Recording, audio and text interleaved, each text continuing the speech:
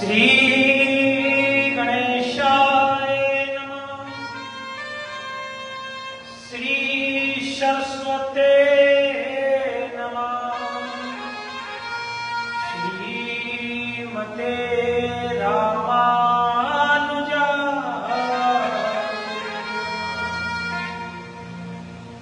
वक्रतुंड महाकाय शूरकोटि समप्रभा निर्विघ्नं कुरु देव सर्वकार्येषु सर्वदा। गुरु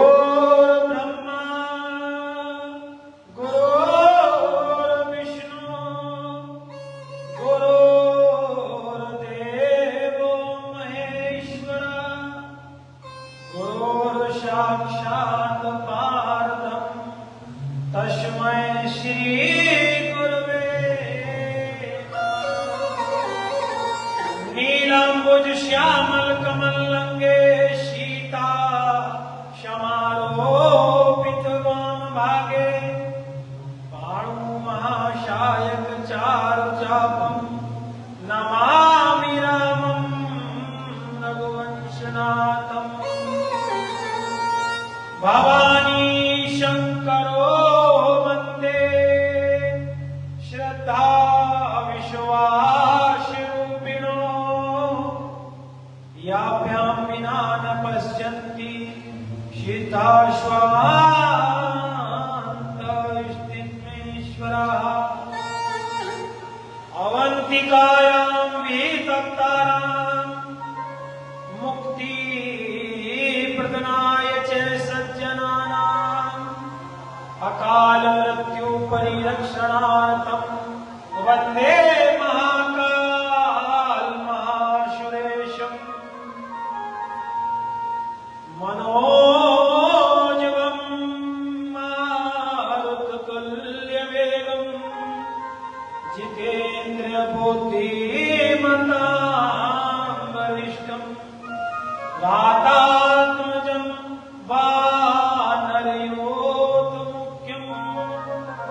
रामदूतं शरणं प्रपद्ये। लक्ष्मीनाथ समारंभा नाथ यामुना मध्यमा अस्मदाचार्य पर्यन्ता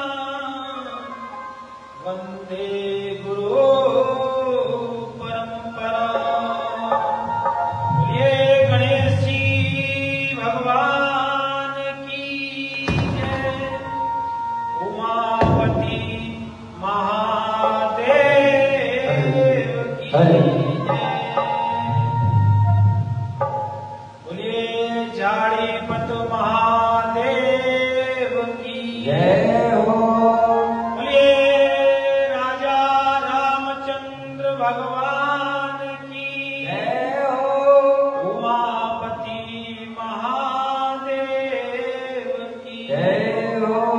जगत जननी जगदम्बा मैया की जय हो। सच्चे दरबार की जय हो। बोलिए भाई सभी संतन की जय हो। बोलिए सभी भक्तन की जय हो। नमः पार्वती पते हर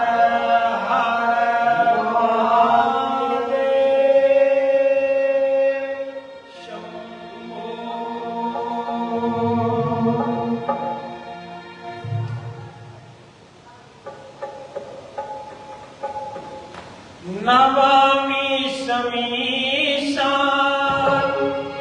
निर्वाण रूपम।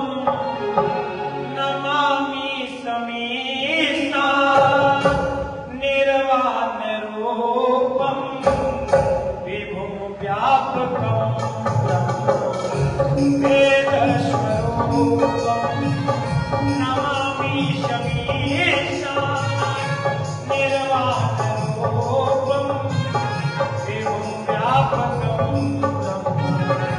वेद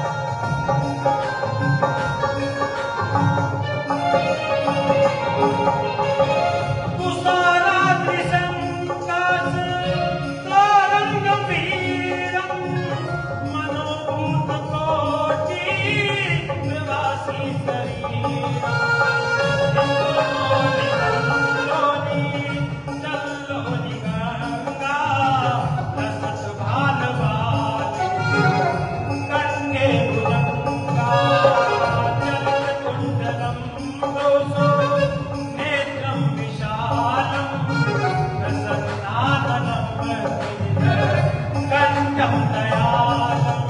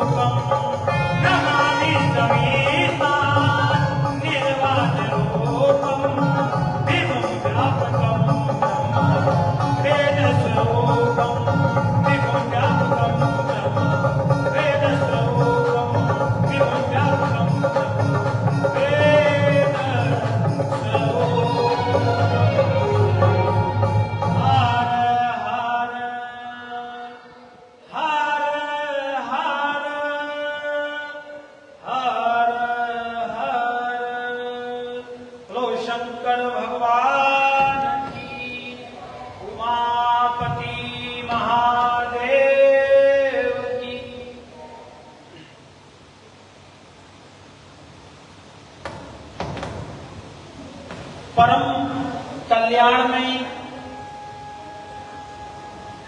हमारे समस्त पापों को नष्ट करने वाली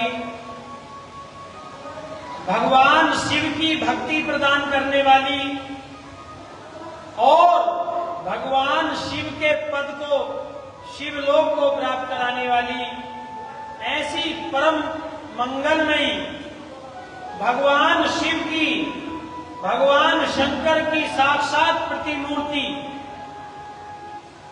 श्री शिव महापुराण हम लोग श्रावण मास के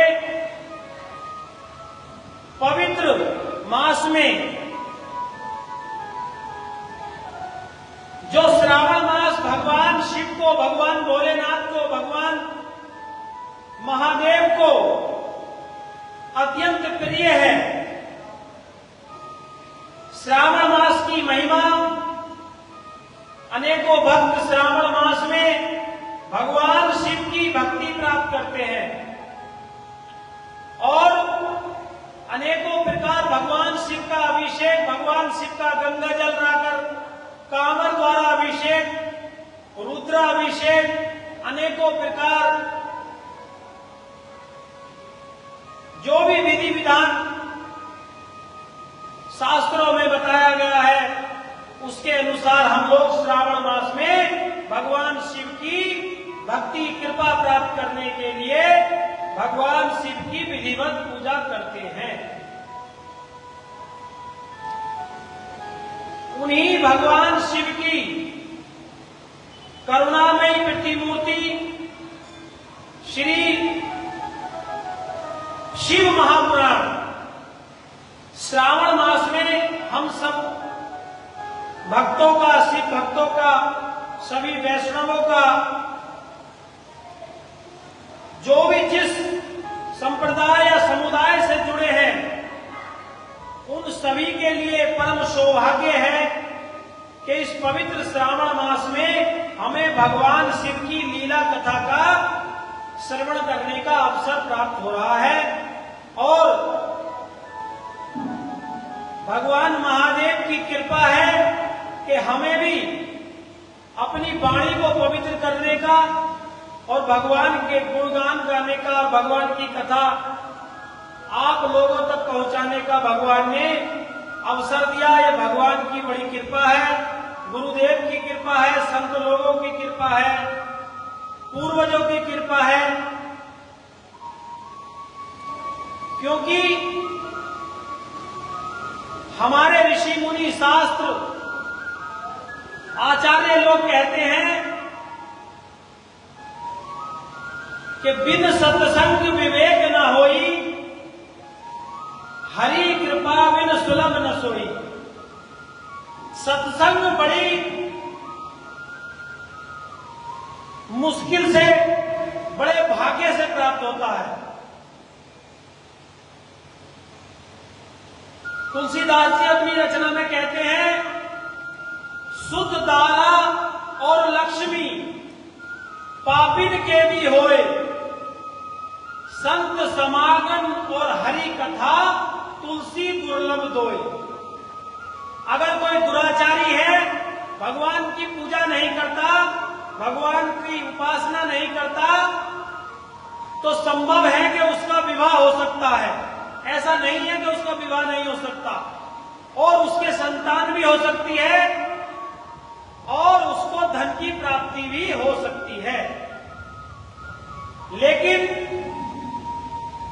भगवान की कथा और सत्संग, संत लोगों का संग, ये दो चीज तुलसीदास जी कह रहे हैं कि तुलसी दुर्लभ दोय।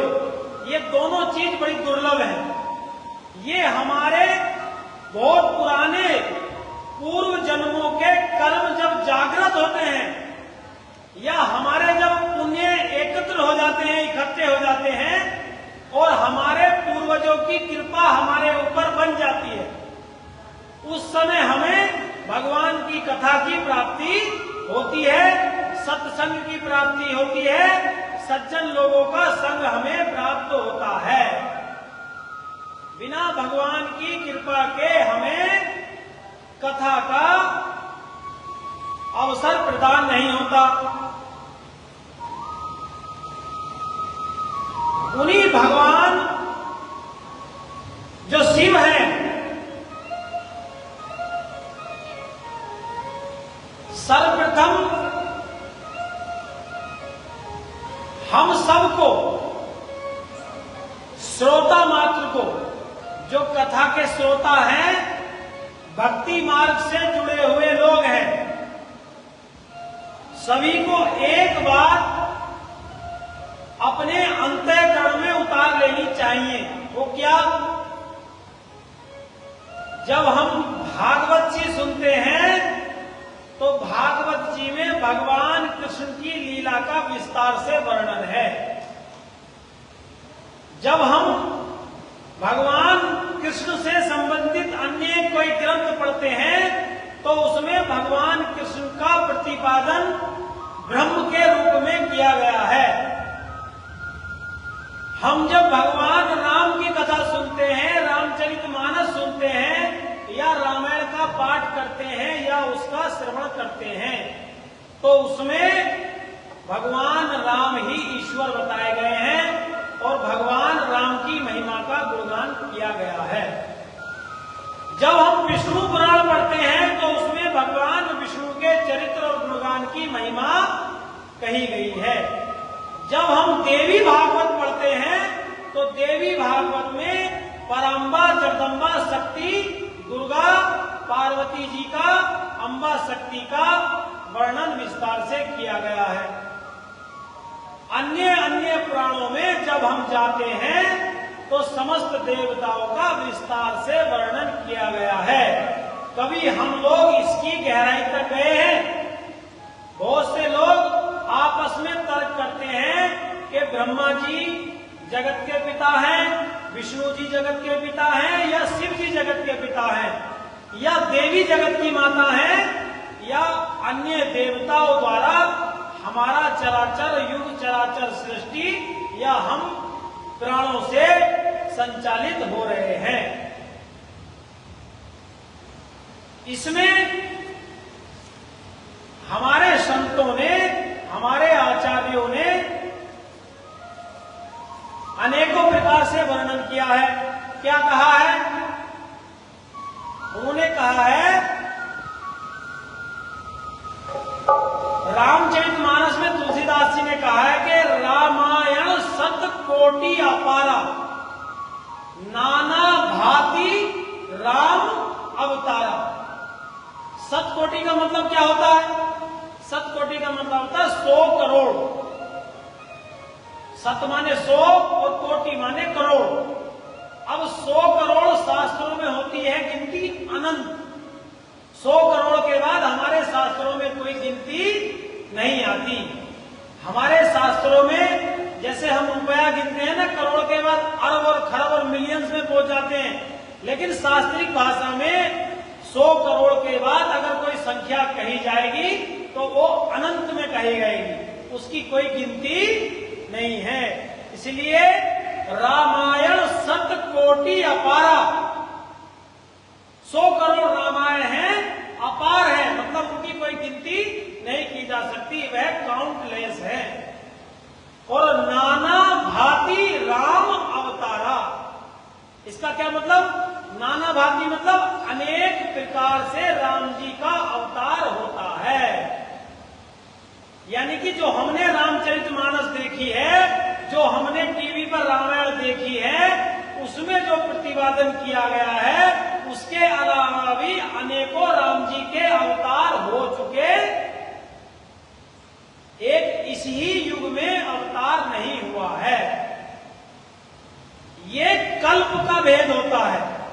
कल्प क्या होता है? 1000 युगों का एक कल्प होता है। 1000, जैसे हमारे सतयुग है, त्रेता है, द्वापर है, कलयुग है, ऐसे ही जब ये सारे युग 1000 बार घूम जाते हैं, उनका एक कल्प होता है। और जब उस कल्प में पुनः दोबारा सृष्टि की रचना होती है, तो अलग अलग जब सृष्टि होती है, अलग अलग सृष्टि में अलग अलग भगवान के अवतारों का वर्णन पुराणों में किया गया है। इसलिए जब हम शिव महापुराण पढ़ते हैं तो उसमें भगवान शिव की महिमा का प्रतिपादन किया गया है। भगवान शिव को ही परम ब्रह्म परमात्मा ईश्वर के रूप में स्पष्ट रूप से प्रतिपादित किया गया है। वह कौन ब्रह्म है? जो सत्य चित और आनंद है। परमात्मा क्या है? सत्य चित और आनंद है, सच्चिदानंद है। वही ब्रह्म सर्वता पूर्ण है, सर्वगत है और वही अनंत है, वही विभु है। वही परमात्मा जो परम शक्ति है, वही सर्वातीत है, सर्वत्र सब जगह वही शक्ति के रूप में व्याप्त है। अब हमें अनेकों प्रकार का आभास क्यों होता है? हमें क्यों राम जी का आभास होता है, क्यों कृष्ण जी का आभास होता है, क्यों शिव जी का आभास होता है, क्यों हमें नारायण जी का आभास होता है, क्यों हमें विष्णु भगवान का आभास होता है?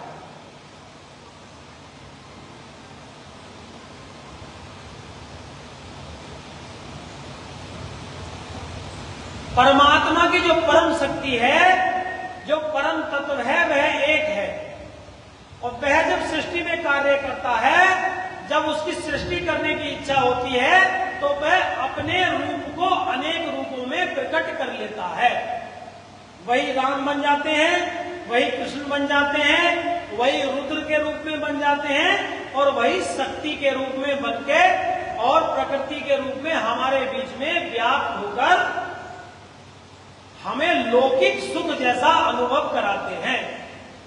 जिन भगवान शिव की हम पूजा करते हैं, जिन भगवान शिव के गले में नाग हैं, जिन भगवान शिव के जटा हैं, जो भगवान शिव बागंबर ओढ़े हुए हैं, जो भगवान शिव जटाओं में गंगा धारण किए हैं, मस्तक पर द्वितीय का चंद्रमा धारण किए हुए हैं, वो भगवान लीला करने के लिए ऐसा रूप हमें सुख प्रदान करने के लिए बनाए हुए हैं।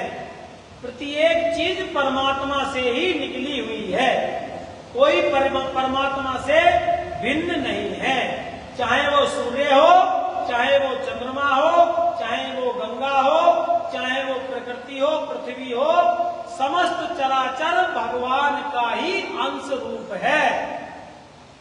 हम मनुष्य भी भगवान का ही एक अंश हैं। हमारे अंदर जो प्राण है वो क्या है? हमारे अंदर जो प्राण वायु है वह क्या है?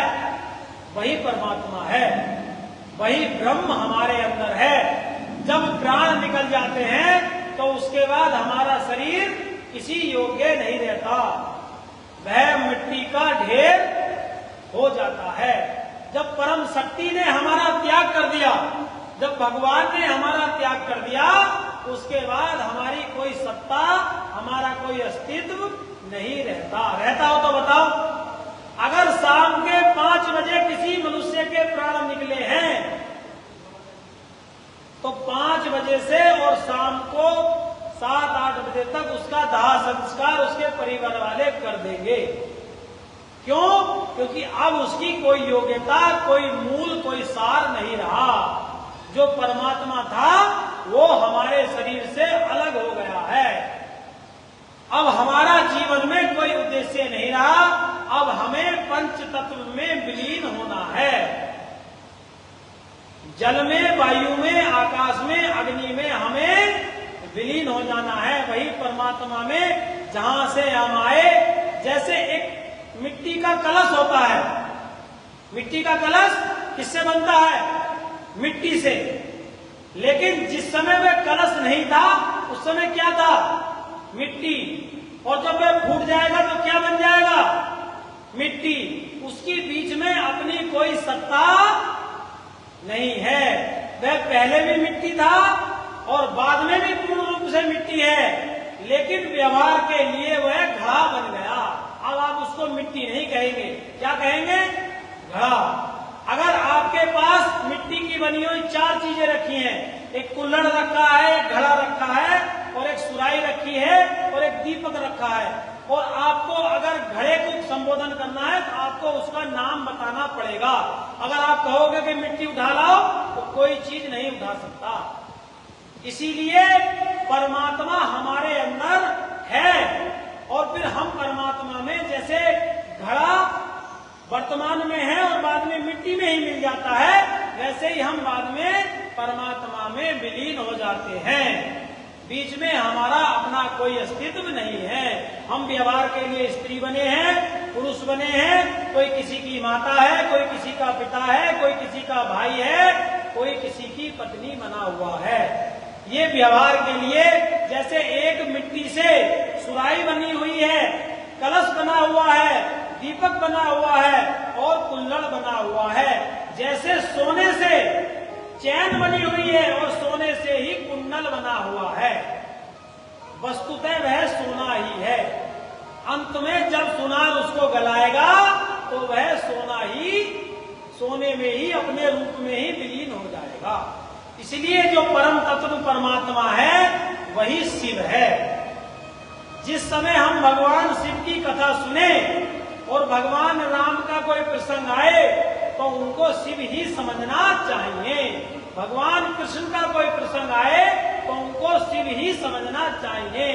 जिस प्रकार जल है और वही जल हम फ्रिज में रखने के बाद उसको बर्फ के रूप में देखते हैं, लेकिन वस्तुतः 2 घंटे बाद वही पानी बन जाएगा। उसी प्रकार परमात्मा एक है, वही राम है, वही कृष्ण है, वही हरि है, वही नारायण है।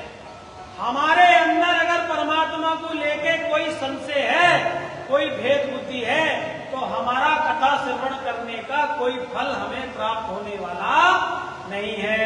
तो शंकर भगवान की जय। भगवान जो परमात्मा है, परम तत्व है, ईश्वर है, उनका अपना कोई रूप नहीं है। भगवान का कोई रूप है? देखा है किसी ने भगवान कैसे हैं? केवल हम कल्पना करते हैं कि भगवान शिव ऐसे हैं। कर्पूर गौरम करुणावतारम संसार सारम भुजगेंद्रहारम सदा वसंतम हृदयारविंदे भवम भवानी शैतम नमामि। कैसे हैं भगवान शिव? कर्पूर गौरम, कपूर जैसे गोरे, बिल्कुल सफेद चिट्टे। और वहीं भगवान नारायण कैसे हैं?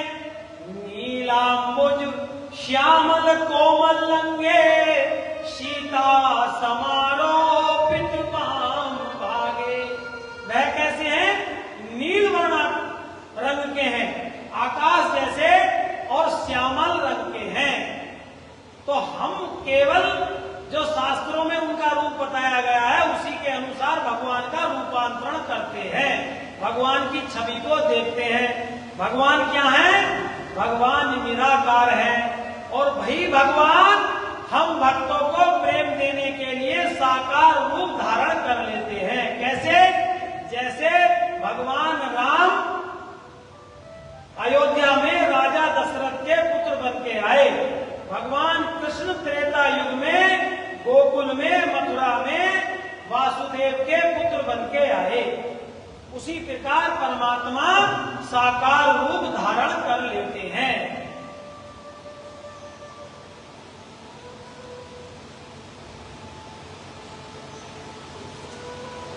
वस्तुतः भगवान निराकार है, और भगवान जब निराकार है तो विचार करने वाली बात है कि भगवान सारे कार्य करते कैसे हैं? कैसे करते हैं? हम जैसे लौकिक, जैसे हम हाथ से कार्य करते हैं, पैर से कार्य करते हैं, नासिका से कार्य करते हैं, उस प्रकार भगवान कैसे कार्य करते हैं? रामचरितमानस में तुलसीदास जी ने, वस्तुतः रामचरितमानस हमारे पृथ्वी पे कलयुग पे एक ऐसा ग्रंथ है कि जिसको पढ़ने के बाद किसी ग्रंथ के स्वाध्याय की आवश्यकता कोई हमें नहीं पड़ती। पूरा सार तुलसीदास जी ने उसमें दिया है। क्या कह रहे हैं? अरे बिन पद चलहि सुनहि बिनु काना, अरे कर बिन करम करहि विधि नाना।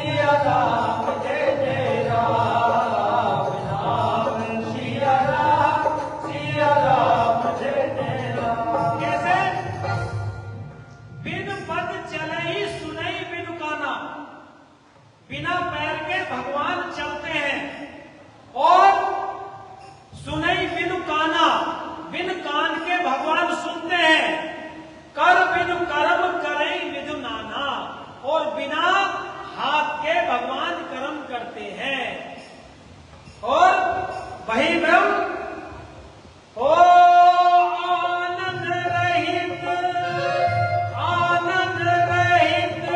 सकल रस भोगी बिन वाणी बकता बड़ जोगी। राम सिया राम जय जय राम। राम सिया राम जय जय राम। वही परमात्मा बिना मुख के सारे रसों का आनंद लेता है। बिना मुख के, जैसे हम अपने मुख से, अपनी जीवा से, अपनी रसेंद्रिय द्वारा सारे रसों का आनंद लेते हैं, उसी प्रकार परमात्मा बिना मुख के सबका आनंद लेता है। और बिना वाणी के ही बहुत बड़े वक्ता हैं। कौन? ईश्वर। तन बिनु परस नयन बिनु देखा, गिरहि प्राण बिनु पास से। राम सिया राम जय जय राम। राम सिया राम जय जय राम।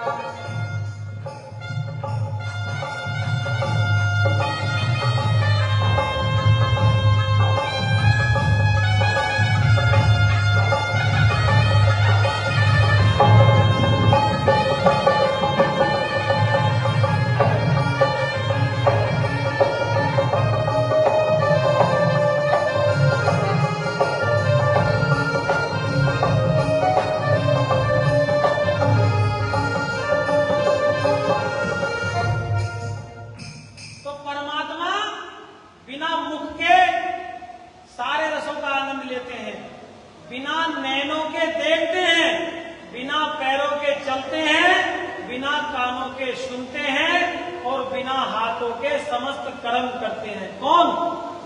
परमात्मा।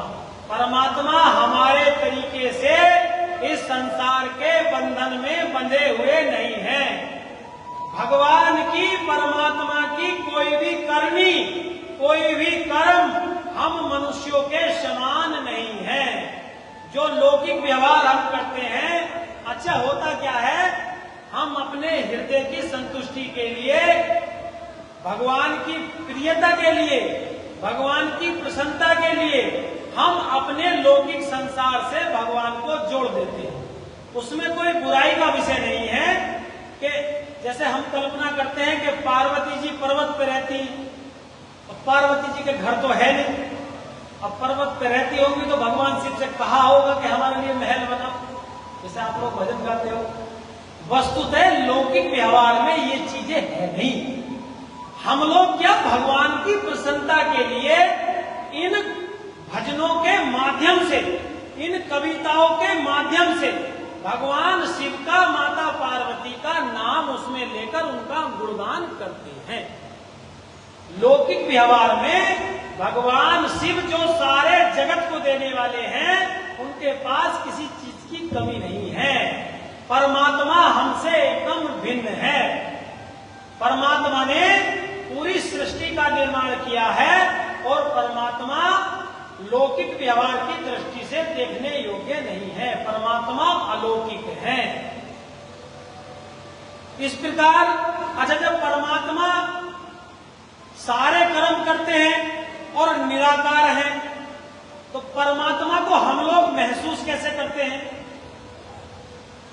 जैसे जब भगवान राम जी सीता स्वयंवर में गए और सीता स्वयंवर में जब उनका प्रवेश हुआ तो जितने राजा वहां बैठे हुए थे, स्वयंवर में आए थे, और जो ऋषि मुनि और जो मिथिला के नागरिक थे, उन्होंने भगवान राम को कैसे देखा? उस समय तुलसीदास जी ने चौपाई लिखी है, जाकी रही भावना जैसी, प्रभु मूरत तिन देखी ऐसी।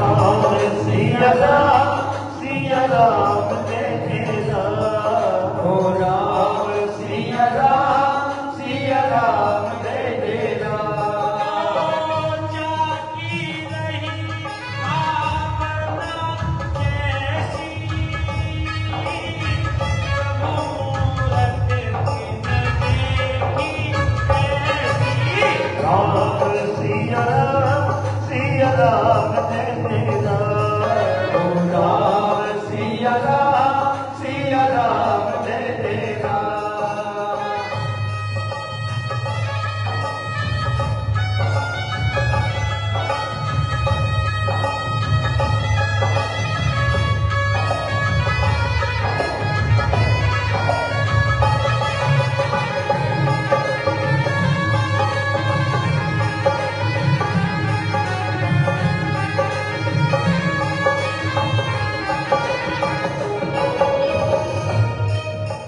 तो हम लोगों का जैसा भाव है वैसे ही हमें भगवान दिखाई पड़ते हैं। हमारे मन में अंतःकरण में जैसे भगवान की मूर्ति स्थापित हो जाती है वैसे ही हम लोग भगवान को देखते हैं। वस्तुतः श्री शिव महापुराण में हम लोग पवित्र श्रावण मास में भगवान शिव के परम पावन चरित्र का वर्णन करने के लिए यहाँ उपस्थित हुए हैं। भगवान शिव का भगवान शिव की महिमा अनंत है। भगवान शिव, शिव का मतलब है साक्षात ईश्वर, और शिव ही सब है। क्या है? सब का मतलब क्या होता है? सब कुछ, सर्वत्र। और शिव सब है और शिव सब नहीं भी है। इसका मतलब क्या है? शिव सब है और शिव सब नहीं है। इसका मतलब ये है, एक तो सब ये है कि सारा, सर्वत्र, और एक सब वह है जो मृत्यु के बाद आदमी, मनुष्य का शरीर होता है उसको सब कहते हैं। तो भगवान शिव वह है जिनकी कभी मृत्यु नहीं होती, जो कभी जन्म नहीं लेते, जो कभी सब नहीं होते, वही शिव है। और जो सब है वही शिव है। भेद है उस सब में और उस सब में भेद है, उच्चारण एक है। अजन्मा है भगवान शिव का। जब भगवान शिव और गौरा पार्वती जी का विवाह हुआ तो उस समय भगवान शिव का कोई गोत्र, कोई माता, कोई पिता, कोई कुल कुछ पता नहीं, कुछ नहीं। पिताजी कौन? रुद्र रूप में थे, ब्रह्मा जी। दादाजी कौन? विष्णु जी। परदादा कौन? मैं स्वयं। भगवान शिव सृष्टि को उत्पन्न करने वाले एकमात्र ईश्वर हैं। अब जो हमारे पुराण हैं जिनकी गाथा हम लोग गाते हैं, वस्तुतः 18 पुराण हमारे उल्लेख में आते हैं, जिनमें ब्रह्मांड पुराण, ब्रह्मवैवर्त पुराण, भागवत पुराण, शिव पुराण, मार्कंडेय पुराण, विष्णु पुराण, नारद पुराण, भविष्य पुराण, ब्रह्मवैवर्त पुराण, अन्य पुराण मिलके सब लिंग पुराण, वायु पुराण, पद्म पुराण, ये सब स्कंद पुराण, हमारे सब 18 पुराण हैं। उन्हीं पुराणों में से हमारा एक पुराण है शिव पुराण, जिसमें भगवान शिव की महिमा का मुख्य रूप से वर्णन है। हमारे सारे पुराणों की कथा कहाँ होती है? एक तो कथा जैसे हम कर रहे हैं, अन्य कहीं भी होती है। हापुड़ में होती है, मेरठ में होती है, वृंदावन में होती है। अन्य अनेकों प्रकार के कथा वक्ता अपनी अपनी वाणी द्वारा भगवान शिव का गुणगान करते हैं। वो एक विशेष स्थान हो गया। जैसे हम झाड़ीपत महादेव मंदिर शिकारपुर बुलंदशहर में भगवान शिव की शिव महापुराण कथा कर रहे हैं, वैसे ही जो मुख्य कथा है, जो शास्त्रीय कथा है, वह कहाँ होती है? कहाँ होती है कथा? एक स्थान है ना कथा का, तो शास्त्रों में बताई गई है। वो कहाँ होती है? वह होती है नैमिषारण्य में। कहाँ होती है? नैमिषारण्य में। जितने भी 18 पुराण हैं, सारे के सारे पुराण नैमिषारण्य तीर्थ में ही हुए हैं, और सबके वक्ता हैं श्री सूत जी। सूत जी भी 2 हैं। एक तो रोमहर्षण जी हैं, एक उग्र सर्वा जी हैं। वो उनके पिताजी हैं और रोमहर्षण उनके पुत्र हैं। जिस समय भगवान कृष्ण त्रेता युग में जन्म लिए थे, बलराम जी एक बार तीर्थों की यात्रा करने के लिए गए। घूमते घूमते नैमिषारण्य में पहुंचे।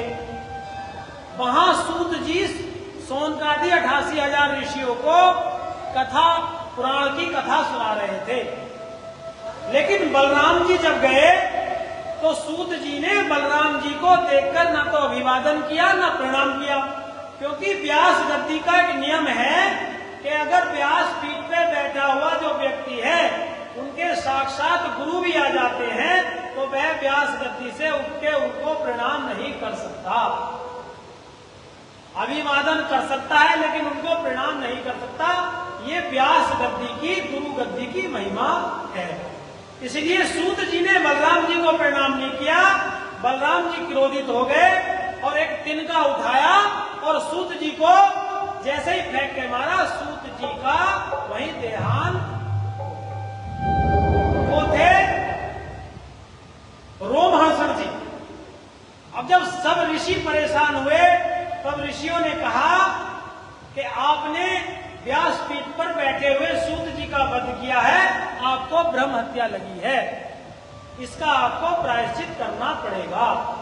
तो बलराम जी उस ब्रह्म हत्या का प्रायश्चित करने के लिए सभी तीर्थों में गए। सारे तीर्थों में, सारे धामों में स्नान करने गए, सबके दर्शन करने गए और उनके पुत्र जो उग्र सर्वा थे, बची हुई एक भागवत पुराण की कथा उन्होंने ऋषियों को सुनाई। तो नैमिषारण्य तीर्थ में श्री सूत जी सोनकादि 88,000 ऋषियों को श्री शिव महापुराण की कथा का श्रवण करा रहे हैं। कौन करा रहे हैं? पूरे 7 दिन भूलना नहीं। कौन कथा सुना रहे हैं? कौन सुना रहे हैं कथा? श्री सूत जी। किसको सुना रहे हैं? सोनकादि 88,000 ऋषियों को। सोनक जी मुख्य श्रोता हैं।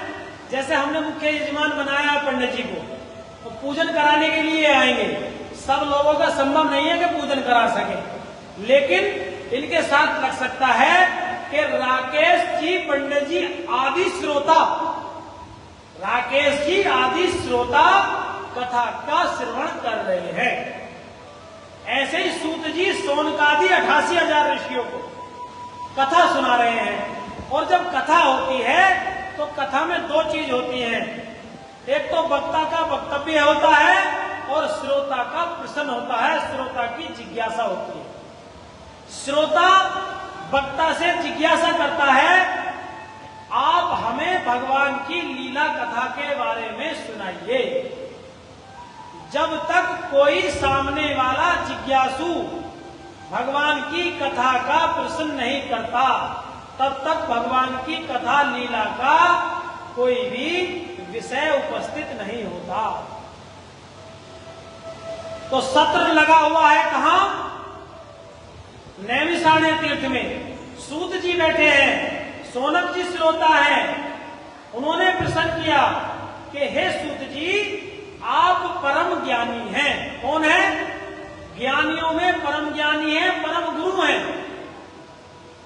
वस्तुतः जो सोनक जी हैं उनके जो दीक्षा गुरु हैं वो सूत जी नहीं है, लेकिन सूत जी कथा के प्राण के वक्ता हैं, इसलिए सोनक जी की उनके प्रति गुरु बुद्धि है।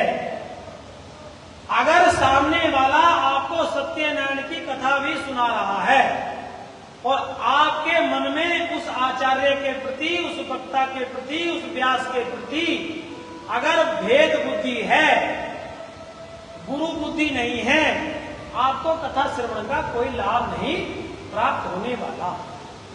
इसलिए वो कह रहे हैं आप परम ज्ञानी हैं और परम गुरु हैं, इसलिए आप हमें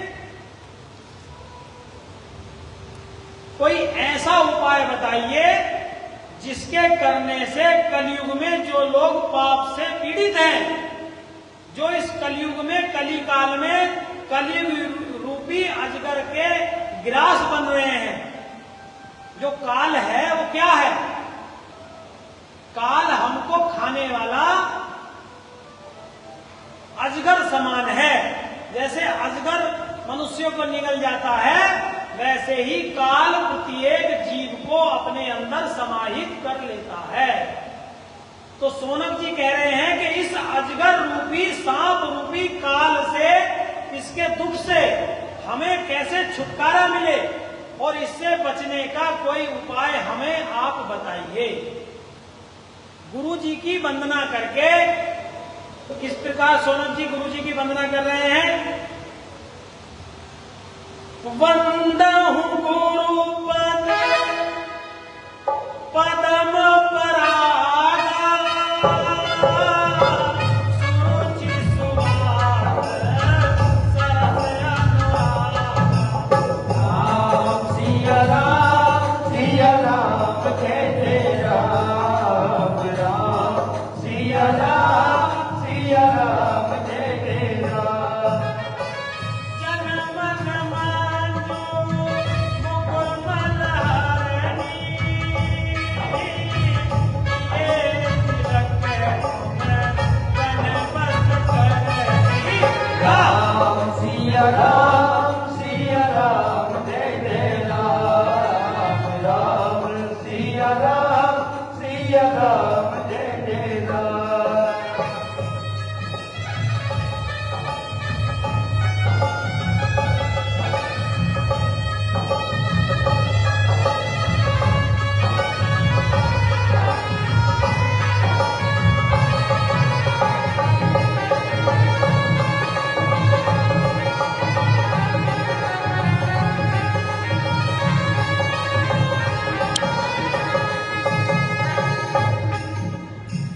तो गुरु महाराज के चरणों की रज, गुरु जी के चरणों की रज से अपने हृदय रूपी दर्पण को साफ करके, जैसे दर्पण को साफ करते हैं, वैसे ही गुरु जी के चरणों की रज से अपने हृदय रूपी दर्पण को पवित्र करके श्री सोनक जी सूत जी से प्रसन्न कर रहे हैं।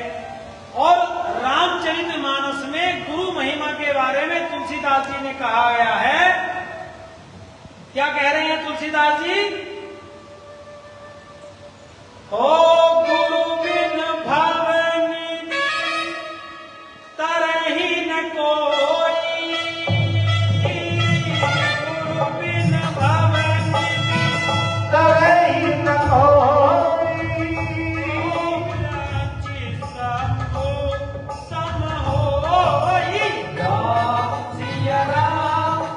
राम जय जय राम, राम सिया राम जय जय राम। क्या कह रहे हैं?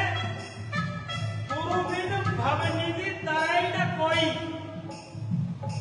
जो विरंच शिव शंभु सम होई।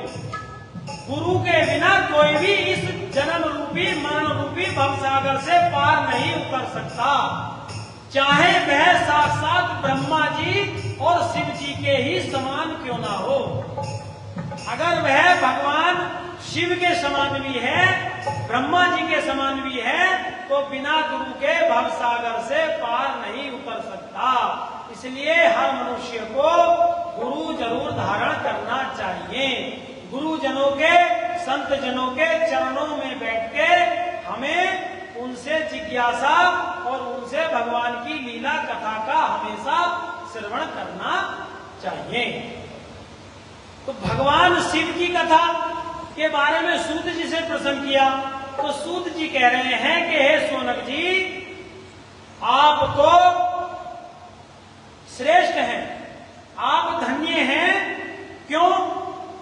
क्योंकि तुम्हारे हृदय में भगवान की कथा, भगवान की लीला सुनने का प्रसन्न जागृत हुआ। हमारे हृदय में भगवान की कथा सुनने का, भगवान के बारे में जानने की जिज्ञासा जब जागृत होती है, तो समझो हमारे बहुत धन्य भाग्य हैं। नहीं तो विषय भोग में ही हमारे जीवन की दिनचर्या में ही पूरा दिन हमारा निकल जाता है। पूरे दिन हमें भगवान की कथा भी याद नहीं आती। हमारी भक्ति कैसी होनी चाहिए? भक्ति हमारी होनी चाहिए, भक्ति का नारद संहिता में नारद जी ने रूपांतरण किया है कि भगवान के चरणों में परम प्रेम होना ही भक्ति है। और भगवान के चरणों में परम प्रेम होगा कैसे? हम बाजार गए, बाजार में हमें बढ़िया अमरूद दिखाई दिए, अब हमारी इच्छा हुई हमें अमरूद खरीदना है, तो हमारे मन में क्या आया कि अमरूद हमें अपने लिए लेना है, अपने पुत्र के लिए लेना है, अपनी पुत्री के लिए लेना है, या ठाकुर जी के लिए लेना है? सच ईमानदारी से बताओ, क्या आती है मन में? अपने लिए, या हमारे लड़के को अमरूद पसंद है, सेब पसंद है, अनार पसंद है, या अन्य कोई भी फल हो हमारे पुत्र या पुत्री को पसंद है, इसलिए ले जाए। तब वह घर पहुंच जाएगा, तब हमें ठाकुर जी की याद आएगी कि धोके एक फल कम से कम ठाकुर जी को भोग तो लगा दो। भगवान से परम प्रेम होना है। जिस समय हमारी फल पर दृष्टि पड़े, उस समय हमारे मन में आए कि ठाकुर जी के लिए हम 1 किलो सेब ले चले।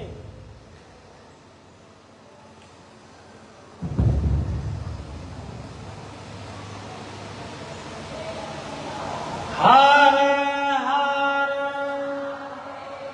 हर हर हर हर। तो हमारे मन में किसी भी बाहर की वस्तु, किसी फल को, किसी मिठाई को देखकर अगर मन में आता है कि यह ठाकुर जी को भोग लगाने के लिए हम ले जाएं, तो हमारे हृदय में भक्ति है, अन्यथा व्यवहार है। क्या है? व्यवहार। जैसे लेन देन होता है, लेन देन क्या होता है? जैसे वो आते हैं ना, जैसे लड़की का विवाह होता है या छूचक वगैरह में जो बायना आता है, तो उसमें कुछ बांटने के लिए आता है।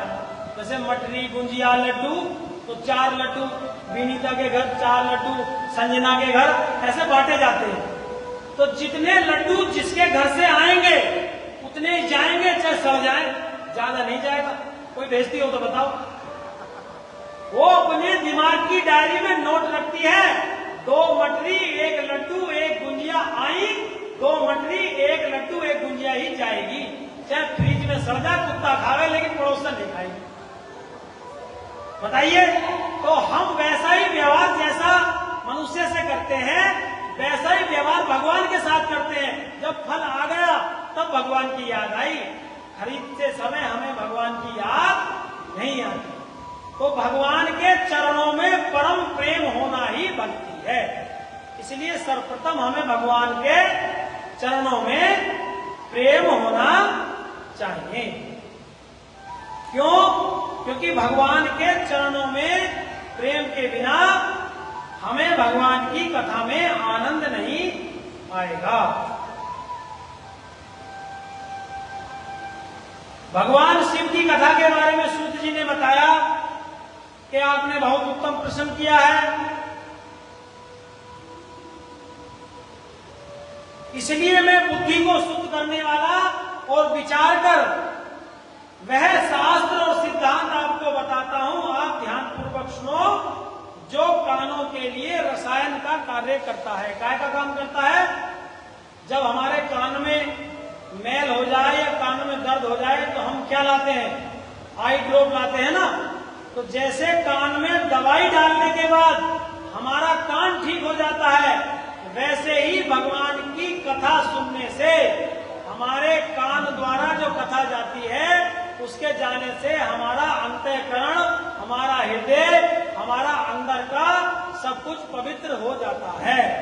इसलिए सूत जी कह रहे हैं कि मैं आपको एक ऐसा रसायन बताता हूं जिसका पान करने से, इस कथा का हम क्या कर रहे हैं? कानों के द्वारा ही तो रसपान कर रहे हैं, मुख से नहीं कर रहे। कान द्वारा अंतःकरण में भगवान की लीला कथा हमारे अंदर जा रही है।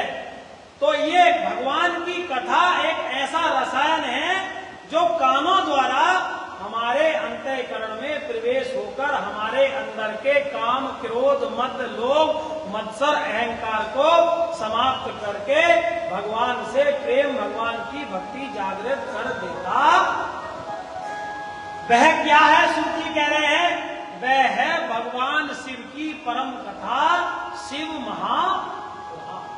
क्या कह रहे हैं? वह कथा है शिव महापुराण, जिसके सुनने से, जिसके पढ़ने से, जिसके पढ़ाने से मनुष्यों के करोड़ों करोड़ों पाप नष्ट हो जाते हैं। भगवान शिव की कथा को सुनने से, पढ़ने से, पढ़ाने से हमारे अंदर के करोड़ों पाप नष्ट हो जाते हैं।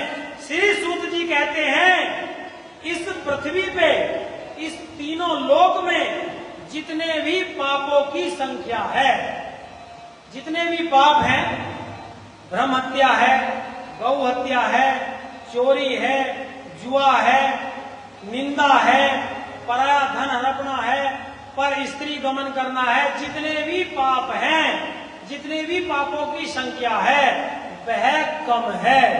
और जो भगवान शिव पुराण की कथा का फल है वह उससे ज्यादा है।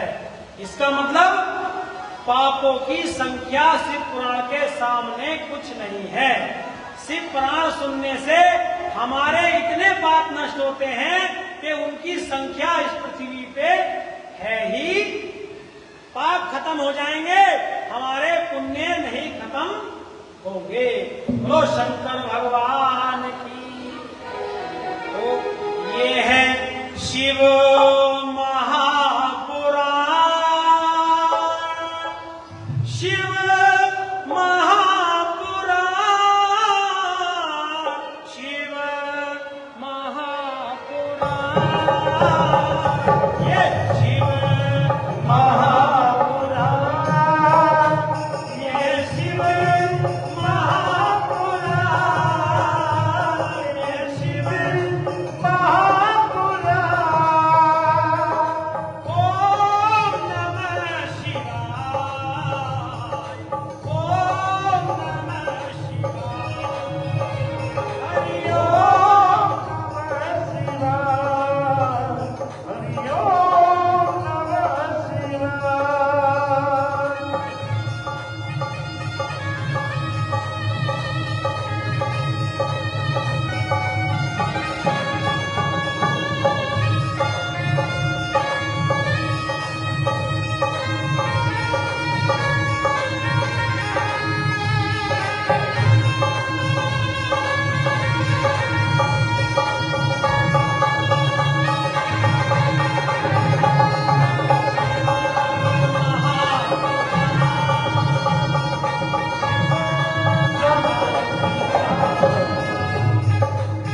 तो ऐसी महिमा सूत जी ने बताई।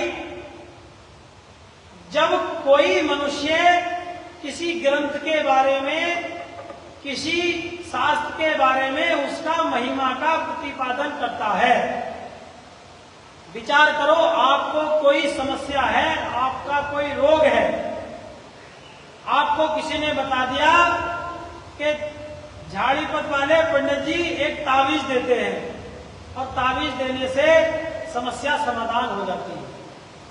तो आप उससे पूछोगे जाने से पहले कि कोई लाया तावीज पंडित जी से? अने हाँ। अने कौन? तो वो नाम बताएंगे किसी का कि वो लाई थी और जब से वो तावीज उसने पहना है ना, जब से तो उसे बुखार आया ना, अन्य वो तीसरे दिन पड़ी रहती, तीसरे दिन कमर में दर्द होगा। तो जब तक किसी चीज की महिमा का प्रतिपादन ना करें, मतलब समझो, जब तक पंडित जी के तवीज की महिमा का प्रतिपादन किसी की मिसाल देकर, किसी का उदाहरण देकर ना किया जाए कि सुधा जी ले गई थी और जब से ले गई, जब से तो बुखार आया ना, सिर में दर्द होया, तो वो तो ऐसी हो गई बिल्कुल अमर कतई। वैसे ही जब सूत जी ने कहा कि भगवान शिव की कथा सुनने से हमारे समस्त पाप नष्ट हो जाते हैं, कैसा भी पापी हो वह पाल कर जाता है, तो प्रश्न उठा कि क्या कोई पार उतरा है? भाई कैसे मान ले? मैं आपसे कहूं कि शिव पुराण पढ़ने से, सुनने से हमारे पाप नष्ट हो जाते हैं, क्या आप इतनी बात को मान लोगे? 2 महीने लगातार भगवान शिव की पूजा करो, नियम बता दिया, सपोज करो किसी ने बता दिया, ज्यादातर तो वीडियो मिश्रा जी की वायरल हो रही है आजकल, 108 चावल के दाने, 108 मूंग के दाने, सारा विधान है। वस्तुतः हमारा सबका मेन जो फोकस है, हमें कैसे भी भगवान की भक्ति से जोड़ना है। भगवान की भक्ति से हम जुड़ेंगे तो स्वतः ही हमारे सारे पाप नष्ट हो जाएंगे। अगर 2 महीने हम भगवान शिव का उपाय करें और हमारी मनोकामना पूर्ण ना हो तो हमारे मन में थोड़ा सा फीकापन आएगा, नहीं आएगा? आएगा। ये बिल्कुल स्वाभाविक है। आपके मन में आएगा कि एक दिन गिनूंगी, 41 दिन बताए थे मिश्रा जी ने, आज 41वां दिन है और अभी मामला कहीं बन के दे नहीं दिया, ना तो लोंडे की नौकरी लगी। एक ब्याह वाले आए थे, फोन आया, फोटो मंगवाया व्हाट्सएप पे, गोद भाई को कह रहे थे, अब फोन आएगा बिचौलिया का, आने जी कैंसिल हो गया। होता है नहीं होता है? ये क्या है? ये हमारे मन की अभिलाषाएं हैं, ये हमारे मन की जिज्ञासाएं हैं। वस्तुतः एक निर्धारित समय पे हमारा कार्य होना है। भगवान की भक्ति में इतनी सामर्थ्य है कि अगर हमारे किसी कार्य में कोई विघ्न है तो भगवान की कृपा से, संतों की कृपा से, गुरुजनों के आशीर्वाद से, ब्राह्मणों के आशीर्वाद से, गौ सेवा से, देवताओं की सेवा से वह जो विघ्न है वह हमारा समाप्त हो जाता है। पूर्ण रूप से कर्म जो है वो नष्ट नहीं होगा। जो हमारा कर्म है उसे हमें भोगना पड़ेगा। क्यों? जब सीता जी को, राम जी को वनवास हुआ और सीता जी, राम जी जब निषाद राज के यहाँ रात को ठहरे तो कुशा के आसन पे नीचे लेटी हुई थी सीता जी और वहीं बाजू में राम जी और लक्ष्मण जी और निषाद जी सेवा में थे। तो लक्ष्मण जी से निषाद जी कह रहे हैं कैकेयी के बारे में कि कैकेयी कितनी मंदबुद्धि अभागन है कि उन्होंने इतने कोमल राम जी और सीता जी को वनवास करा दिया। अनेकों प्रकार कटु वचन कैकेयी को कहने लगे। तब लक्ष्मण जी ने कहा कि हे निषाद, हे भाई, इसमें कैकेयी माता का कोई दोष नहीं है। क्यों? को न कोई सुख दुख कर दाता, निज कृत कर्म भोग सब दाता। सिया राम, सिया राम, जय जय राम, राम सिया राम, सिया राम, जय जय राम। न कोई सुख दुख कर दाता, निज कृत कर्म भोग सब दाता। सिया राम, सिया राम, जय जय राम, राम सिया राम, सिया राम, जय जय राम। लक्ष्मण जी कह रहे हैं, हे निषाद, हे भाई, इस संसार में कोई किसी के सुख दुख देने का कारण नहीं है। कोई किसी को, हमें लगता है कि हम अपने पड़ोसी की वजह से दुखी हैं, हम अपने भाई की वजह से दुखी हैं, हम अपने पुत्र की वजह से दुखी हैं, हम अपनी पत्नी की वजह से दुखी हैं। वस्तुतः को न कोई सुख दुख कर दाता, निज कृत कर्म, अपने करे हुए कर्म भोग सब भ्राता। अपने करे हुए कर्मों का सब भोग भोगते हैं। जो हमारा कर्म है वही हम भोगेंगे। कोई किसी को सुख दुख देने का कारण नहीं है। तो महिमा के बारे में श्री सौनक जी ने सूत जी से पूछा कि हमें कथा की महिमा के बारे में बताइए। सूत जी ने कहा कि मैं आपको कथा की महिमा बताता हूं कि किसने कथा सुन के कौन कौन से पापों को समाप्त किया। हरे हर हर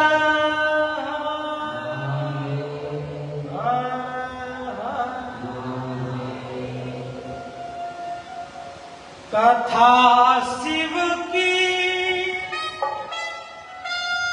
सुधा रस है,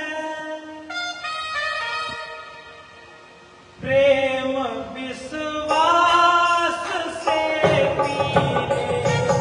कथा शिव की सुधा रस है, प्रेम विश्वास से पीले।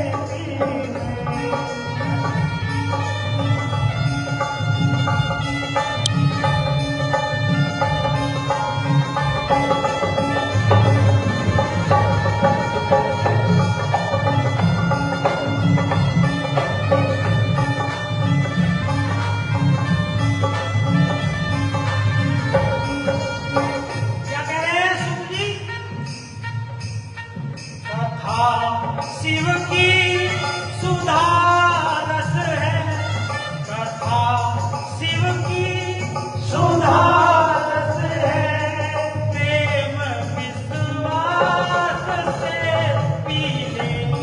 कथा शिव की सुधा रस है, प्रेम विश्वास से पीले।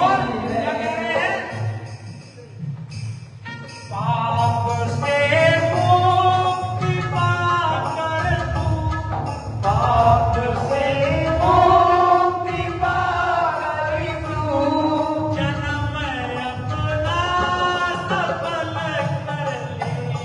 पाप से मुक्ति पाकर तू, जन्म अपना सफल कर ले।